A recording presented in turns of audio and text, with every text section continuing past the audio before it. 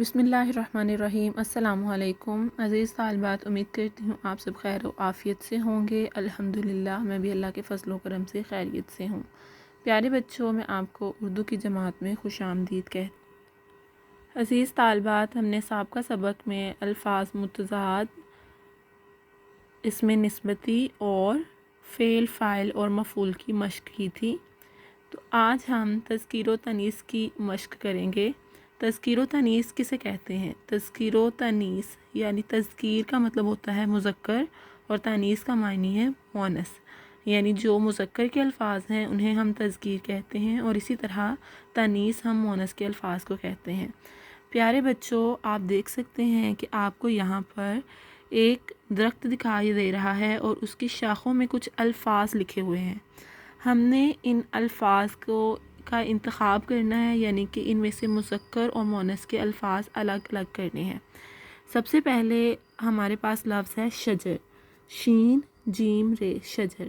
تو شجر مذکر لفظ ہے، تو اسے ہم مذکر کے خانے میں تحریر کریں گے۔ اسی طرح لفظ ہے سین زبر رے، سر۔ تو سر بھی مذکر لفظ ہے۔ پھر ہے آشیاں، الف مد آ، شین یہ الف شا، شین یہ الف یا، نون گنا، آشیاں، ٹھیک ہے، یہ بھی مذکر ہے۔ دال یہ الف یا، دیا، یہ بھی مذکر ہے۔ جیم ہے الف ہا، نون گنا، جہاں۔ اسی طرح ہے کیڑا، کاف یہ کی، اڑے الف را، کیڑا۔ پھر ہے دال زیر نون، دن۔ پیارے بچوں، یہ سب مذکر کے الفاظ ہیں۔ ہم کیسے جان سکتے ہیں کہ یہ مذکر کے الفاظ ہیں؟ بیٹا، آپ نے کوشش کرنی ہے کہ جو لفظ آپ لکھ رہے ہیں آپ اس سے پہلے جملہ بنانے کی کوشش کریں، اور اس جملے سے آپ کو پتہ چلے گا کہ وہ لفظ مذکر کا تھا یا مؤنث کا۔ جیسے ابھی ہم نے مذکر کے الفاظ مذکر کے خانے میں لکھے، اسی طرح اب ہم مؤنث کے الفاظ تحریر کریں گے۔ تو پہلا لفظ ہم لکھ رہے ہیں ہمدردی، پھر ہم لکھیں گے ٹہنی،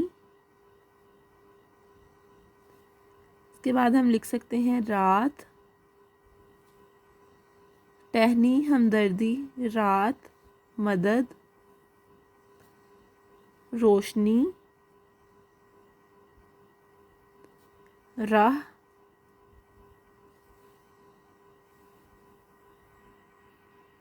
اور آخری ہمارا لفظ ہے مشل۔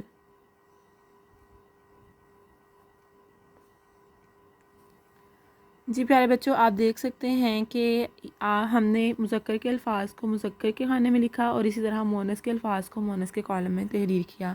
تو بیٹا آپ نے اسی طرح مذکر اور مؤنث کی مشق کرنی ہے، یعنی کہ ان الفاظ کی پہچان کرنی ہے۔ ہمارا دوسرا سوال ہے کہ درج ذیل محاورات کا مفہوم معلوم کر کے لکھیے۔ تو آپ دیکھ سکتے ہیں کہ آپ کو یہاں پر کچھ محاورات دکھائی دے رہے ہیں، ہم ان کا مفہوم تحریر کریں گے۔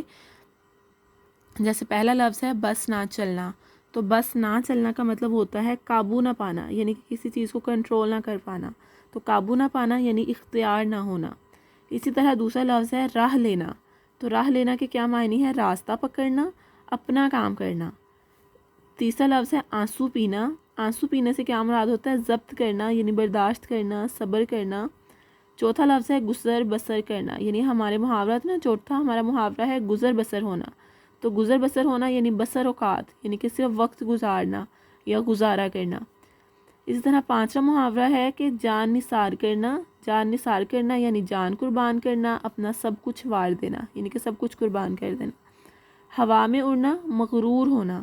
خیال باطل میں مبتلا ہونا، یعنی کہ جھوٹے خیالات جن کی حقیقت کچھ نہ ہو، ایسے خیالوں میں مبتلا رہنا یا مغرور ہو جانا۔ عزیز طالبات، ہمارا آخری سوال ہے کہ درج بالا محاورات میں سے کوئی سے چار کو اپنے جملوں میں استعمال کیجیے۔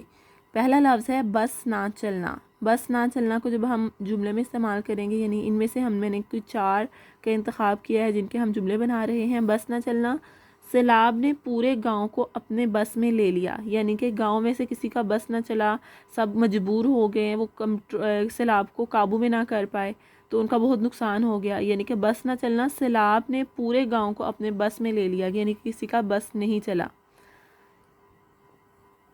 پھر آنسو پینا، ماں اپنے بیٹے کی چوٹ کو دیکھ کر آنسو پی رہی تھی۔ بیٹا آپ کو پتہ نا کہ والدین کو اپنے بچوں کی تکلیف دیکھ کر بہت ہی زیادہ دکھ ہوتا ہے۔